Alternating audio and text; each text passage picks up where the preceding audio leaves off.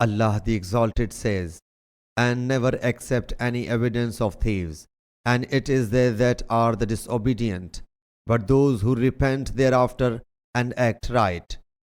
Hazrat Umar imposed prescribed punishment on Abu Bakr, Shibl bin Mabad, and Nafi'u for calumniating Mughira and said, "I will accept the witness of the one who repents."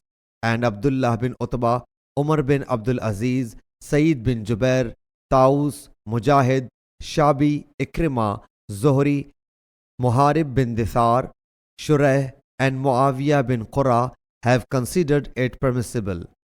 Abu Zinad says, "In our views, it is a practice in Medina Munawwara that if a slanderer backs out of his statement and then repents to his Lord, his witness will be accepted." Shabi and Qatada say, when someone falsifies his own statement, he must be flogged, but his evidence will be accepted. Sufyan Sori says, when a slave is flogged, then he is manumitted. His witness is acceptable, and if the one who has undergone the prescribed punishment is appointed as a judge, it is lawful that he may issue decree.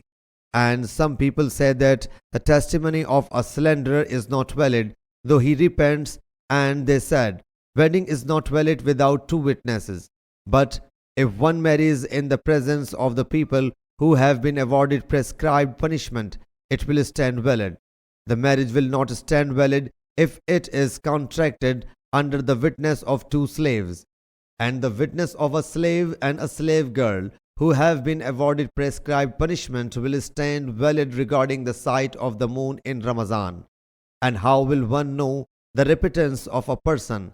And the Prophet ﷺ exiled an unmarried fornicator for a year. And the Prophet ﷺ forbade the companions to talk to Hazrat Ka'b bin Malik and his two companions until 50 days passed. Hazrat Ibn Shihab has reported from Urwa bin Zubair, a woman committed theft during the days of conquest of Makkah. So she was brought to Allah's Apostle ﷺ.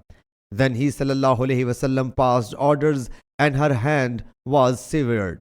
Hazrat Aisha radiyallahu anha said, she repented well and married. Thereafter, whenever that woman would come to me, I would convey her needs to Allah's Apostle sallallahu alaihi wasallam. Sahih Bukhari Hadith number 2648.